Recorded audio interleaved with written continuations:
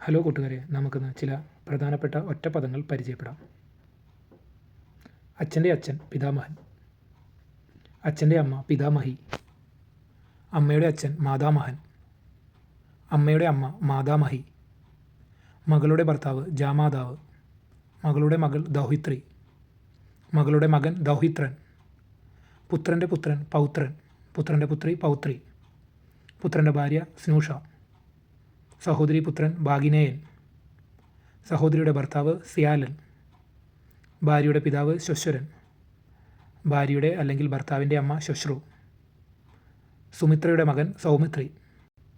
അറിയാനുള്ള ആഗ്രഹം ജിജ്ഞാസ, ജയിക്കാൻ ആഗ്രഹിക്കുന്നവൻ ജിഗീഷു വിജിഗീഷു, പഠിക്കാൻ ആഗ്രഹിക്കുന്നയാൾ പി പഠിഷു,